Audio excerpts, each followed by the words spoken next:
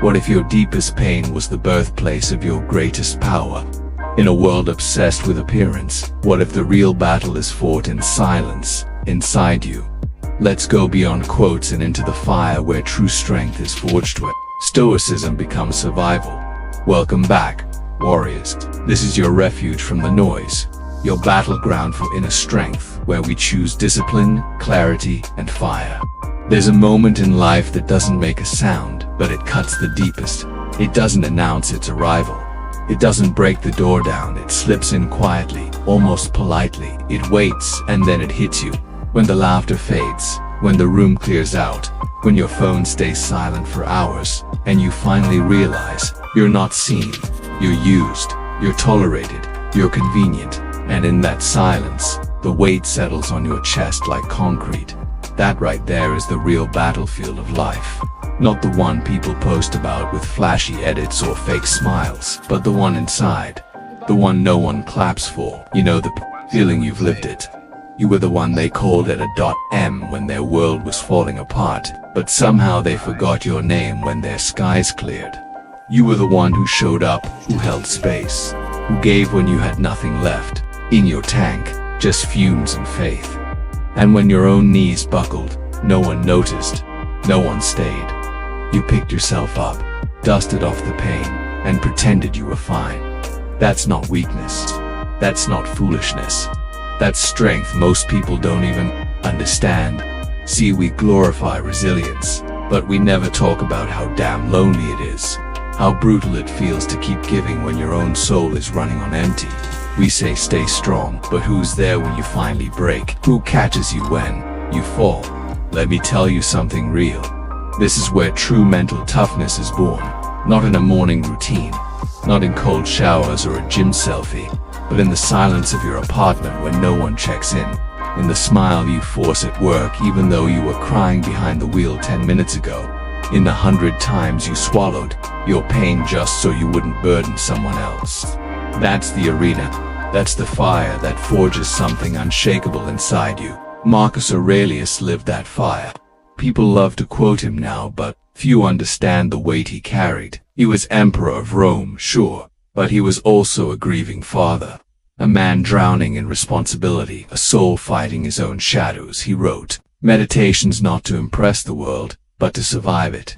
Every page he wrote was a lifeline, a reminder to himself not to lose grip, not to give in, not to disappear under the pressure. Marcus wasn't trying to be a philosopher. He was trying to stay sane. And maybe you've never ruled an empire, but if you've ever loved someone who walked away, if you've ever held your own pieces together in the dark, if you've ever woken up and had to rebuild your will to live from the ground up, then you've already lived Stoicism deeper than most ever will. This video isn't about lofty ideals or distant ancient wisdom. This is about your life, your scars, your silent battles. These Stoic principles aren't just ideas. They're tattoos burned into your skin. They're lessons you learned the hard way. You don't need a scroll to tell you how to endure. You've already done it. Every time you kept going. Every time you didn't let the bitterness take over.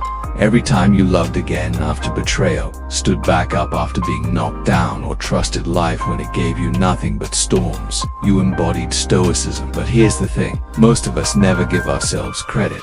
We bury the pain, call it normal, and move on. We downplay our own resilience because no one was there to witness it. But you need to know what you survived would have broken someone else. You didn't just make it through. You built yourself through it. So stay with me. Don't just watch this video. Feel every word like it was written for you, because it was. We're going to dive deep into 6 raw, unfiltered Stoic principles. Not from the polished lens of a textbook, but from the dirt, the fire, the raw moments life throws at us when we least expect it. These principles aren't meant to sound wise. They're meant to wake you up. They'll shake you, they'll sting, but they'll also heal something inside of you that's been bleeding for too long. By the end of this, you won't just understand Stoicism, you'll own it. You'll look back on your life and realize you weren't weak. You weren't broken. You were being built layer by layer, scar by scar. So, I need you to do something bold. Comment this below. I was built through what I survived. Let the world know you're not ashamed of your past. You're defined by the strength it gave you. And before we dive in, like this video, share it with someone walking through their own personal fire, and subscribe to this channel. But don't skip a second, because the exact line that might save your mindset, that might pull you out of the pit, could be the one you almost ignored. Let's dig into this together. And this time, let's not just survive, let's transform. Now, let's dive in. Number 1. Control what you can, then let go. You ever find yourself waking up with that same weight pressing on your chest day after day? Still hoping for a text that won't come? Still rereading old messages, looking for clues you missed? Still stuck in a loop, praying that maybe, just maybe, things will go back to how they used to be? You try to piece it all back together. You tell yourself if you just try harder, love deeper, hold tighter, it'll all make sense again. But deep down, you know it's already over. And that's where the pain starts to carve itself into your bones. You gave everything to someone or something that couldn't carry the weight with you. You fought for a love that didn't fight back. You poured energy into a job, a dream, a friendship, only to watch it slip through your fingers like sand. That feeling, it's brutal. It makes you question your worth. It makes you think, if I was just a little better, maybe they'd stay. Maybe this wouldn't hurt so bad. But Marcus Aurelius said something that shakes you awake. You have power over your mind, not outside events. Realize this and you will find strength. It hits hard, doesn't it? Because the truth is, you're not in control of the storm, but you're still the captain of your ship. And that moment you stop trying to steer the wind and start steering your own damn soul, that's when the game changes. You've cried in rooms full of people who never noticed. You've smiled through your lowest days because you didn't want to burden anyone. That kind of pain doesn't make you weak. It chisels you into someone unstoppable if you let it. Let me ask you this. How many times did you rehearse a conversation that never happened? How many nights did you beg your heart to shut up while your mind tried to play peacemaker? You thought letting go meant losing. But sometimes letting go is the only way to win. You're gripping a rope tied to something long dead, burning your hands in silence, scared to drop it because you don't know who you are without it. But here's the shift. You're not meant to fix everything. You're meant to face it and free yourself. You can't force love to stay where it doesn't want to grow. You can't beg someone to treat you right if they don't see your worth. You can't rewind time to change the past, but you can rewrite the meaning of it. You can stare into the ashes of what's gone and say, that chapter broke me, but it built me too. You can stop chasing ghosts and start chasing peace. Your peace. Control isn't about power over others, it's about power over yourself, your thoughts, your choices, your energy, your boundaries. That's your battleground, that's your arena, and every time you let go of what doesn't serve you, you win. So stop tying your worth to what's already walked out. Stop losing sleep over people who sleep just fine without you. Release the grip, let the fire die, and walk out of the smoke with your head up and your soul clean. You weren't born to beg, you were born to rise.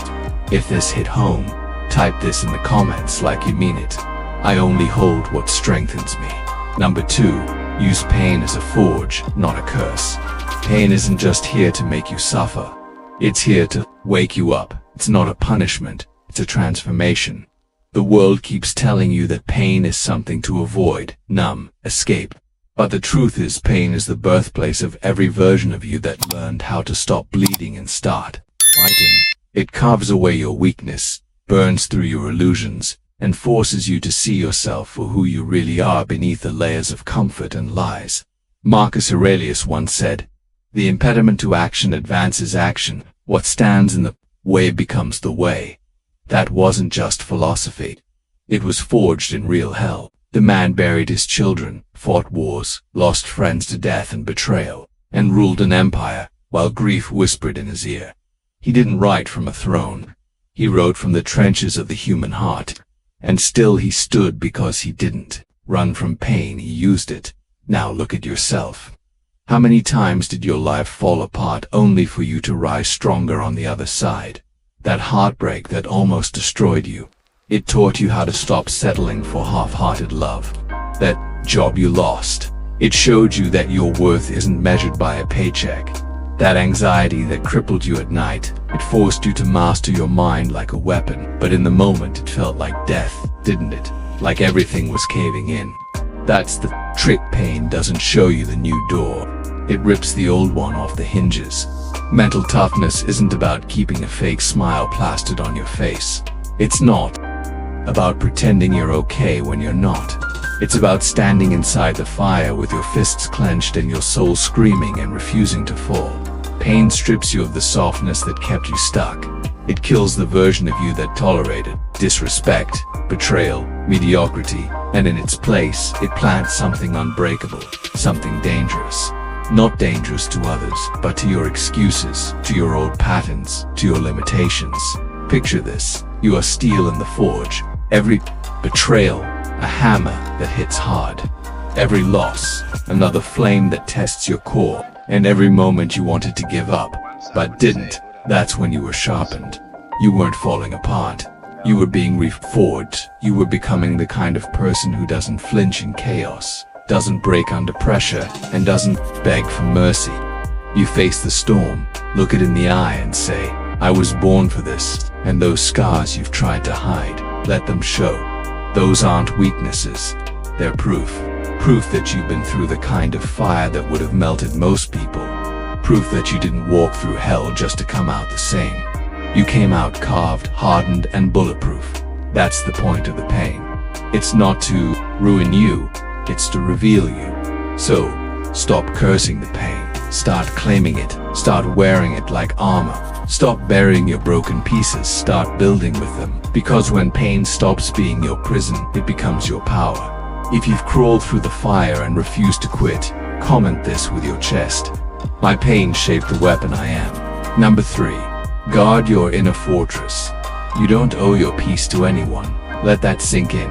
You don't owe explanations. You don't owe access.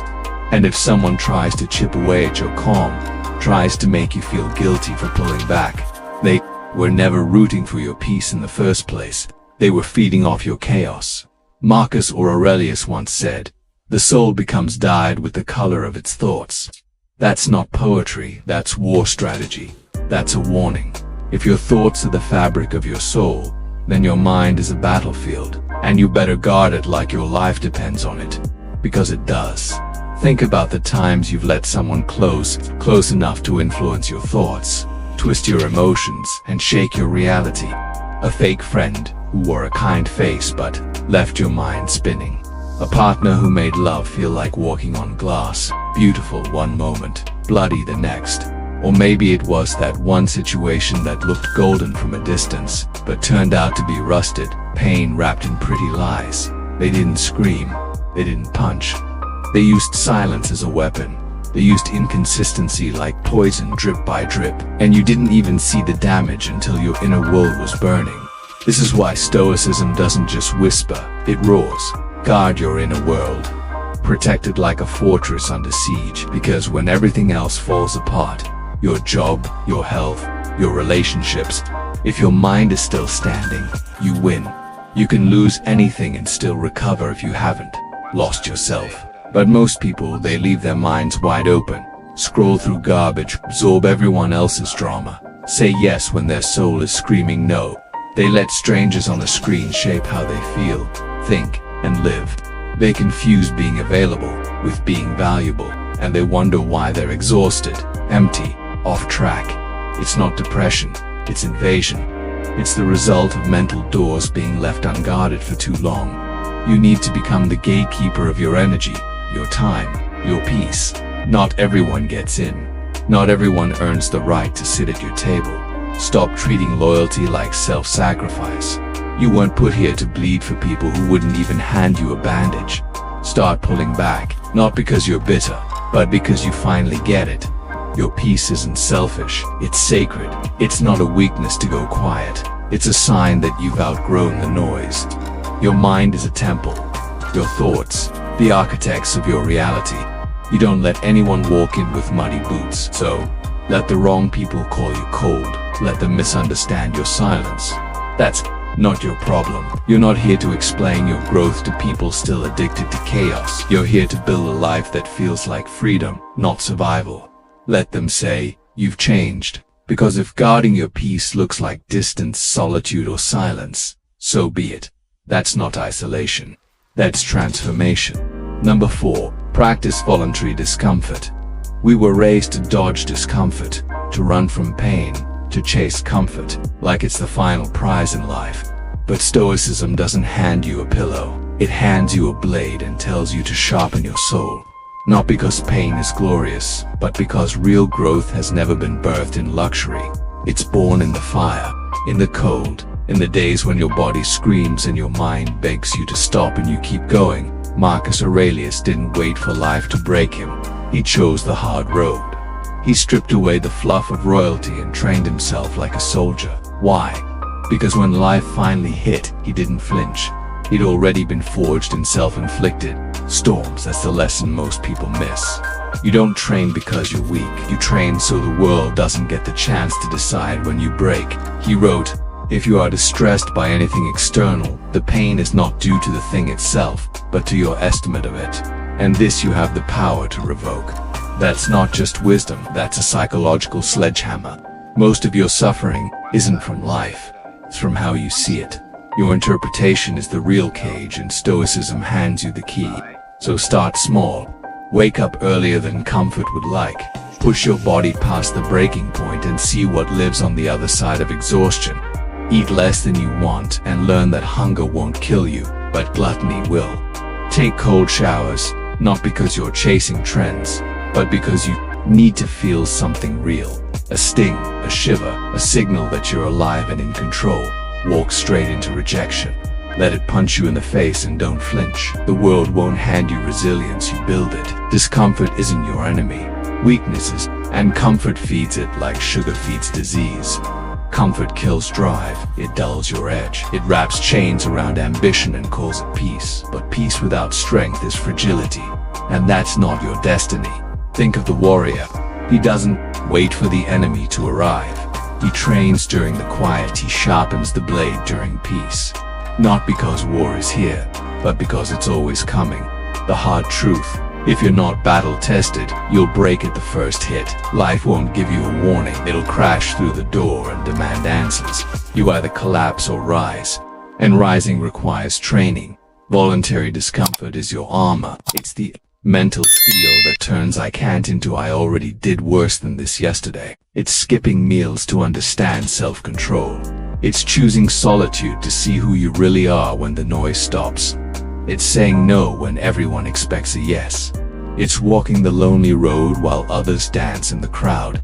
It's not about being extreme, it's about being ready. Because when your world falls apart, and someday it will, comfort won't save you, but the pain you trained with, the hardship you invited, that's what carries you. Number 5. Face mortality. Live with urgency. You are dying slowly, quietly, and whether you like it or not, every breath you take steals one from your future. Most men walk through life like it's a rehearsal, like there's a backstage pass, like they can snooze on purpose and somehow wake up fulfilled. But time doesn't wait. It doesn't bargain. It doesn't care if you're not ready. It slips through your fingers while you scroll, while you overthink, while you stall. Marcus Aurelius didn't sugarcoat reality. He said, you could leave life right now. Let that determine what you do and say and think. He didn't write that as a poet. He wrote it as a man staring death in the face and daring himself to live before it showed up. That's not just a quote, that's a punch to the soul, a wake-up call with no snooze button. You think you'll cut ties with toxic people when the timing feels right. You think you'll chase that dream when everything lines up like some cosmic green light.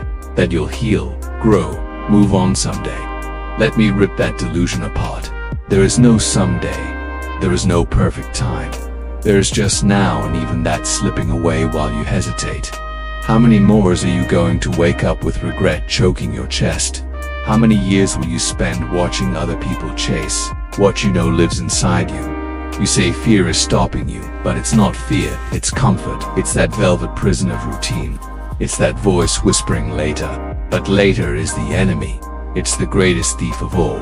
You think you've got time, then visit a hospital, walk through the oncology ward, look a dying man in the eye and tell him you're waiting until you're ready. He'd give anything for another Morning, another chance to start. Meanwhile, you've got today and you treat it like trash. You scroll it away. You sleep it off. You numb yourself and call it peace. This life isn't a dress rehearsal. You won't get a second act. You won't get to beg time for a redo. So make it count. Every second you hesitate, death steps in. Every time you hold back your truth. Stay in a dead relationship. Let your dream rot in the corner. You are letting go of the only life you have. The man who remembers death lives differently. He moves fast. He speaks bold. He loves without armor. He creates without waiting for applause. He doesn't care what others think because he knows they're dying too. He knows this moment is all he's got, and he squeezes the life out of it. So, if you've been sleeping on your potential, if you're mourning the man you could have been, then listen closely. You can still become him, but only if you kill the delay. Only if you stop making comfort your God and start honoring urgency like your life depends on it, because it does. If you've ever felt time slip through your fingers and swore it would never happen again, drop your vow in the fire. I live like I'm dying because I am. Number 6. Turn every setback into a test. They left you shattered. Everything you built crumbled. The people you trusted vanished. And for a moment you thought that was it. The credits rolled. The story ended, but it didn't. It wasn't the end. It was the beginning of the real test. Marcus Aurelius said, "The impediment to action advances action. What stands in the way becomes the way." He didn't mean it metaphorically. He meant the heartbreak, the failure, the betrayal. That is the path. That's not life breaking you. That's life shaping you. When the business failed, when the girl ghosted, when your mental health cracked under pressure, you didn't just suffer. You got stripped. The masks came off. The comfort peeled away. All that remained was the real you. And that was the mirror. Maybe you asked, why me? Maybe you cursed the sky, the silence, the people who left without looking back. But Stoicism doesn't comfort you with pity. It hits you with clarity. It flips the script and says, why not you? You asked for strength, but did you think strength shows up like a blessing? Strength isn't some warm light that lands in your lap. It arrives disguised as fire, as chaos, as agony, and while most people break under that pressure, you rebuild inside it. You were never being punished. You were being prepared, sharpened, refined. That storm didn't come to destroy you. It came to reveal the parts of you that can't be broken. The real steel buried underneath the doubt and the comfort. Every betrayal that was the universe showing you who's fake. Every heartbreak a reminder that your worth isn't up for debate. Every moment on your knees a silent whisper from life itself. Get up different. Get up stronger. Get up and become who you were meant to be. The test was never about pain. It was always about your response. That's where your power lives. In your reaction. In your refusal to stay small. In the decision to stand up, even when standing feels like war. Look around you. Every legend you admire, he broke first. He bled. He doubted. He crawled through hell before he ever walked into glory. The fearless ones. They weren't born bold. They were forged by trials. The difference is they didn't tap out when the heat came. They rose in it. So the next time life knocks the wind out of your chest, don't collapse. Don't drown in self-pity. Don't hand over your power. Stand up, clench your fists and say this is my test, this is my storm, and I'm not just here to survive it, I'm here to win through it. You were built for more than comfort. You were built to conquer. Let the world throw what it wants because you've stopped breaking. Now you transform. You've made it through all 6 Stoic truths, and now it's your move. These aren't just ancient words carved into history books. These are battle-tested survival codes. They weren't written for scholars in robes. They were forged in the fire by men who bled, who lost, who got back up when life tried to bury them alive. So the real question isn't did you listen? It's will you live it? Will you let these truths punch through your numbness? Will you let them break the chains of your old habits, your doubts, your delays? Because you can't keep sleepwalking through life pretending you've got forever. You don't. The clock's ticking. The storm is coming, and you either rise or you rot. Marcus Aurelius ruled an empire during a plague, war, and betrayal, and stayed grounded. So, don't tell me you can't handle your job, your breakup, or your anxiety. You've got fire in your chest. Use it. Like, comment, send this to someone who's drifting, wasting, waiting. Subscribe, because this isn't entertainment, it's warrior training. And you're done surviving. You're here to dominate. Don't wait for a sign. Be the sign. Don't tiptoe into your future. Kick the door down. Let's rise right now. Conclusion: Stoicism isn't about suppressing emotions or appearing invincible. It's about becoming unshakable through self-mastery.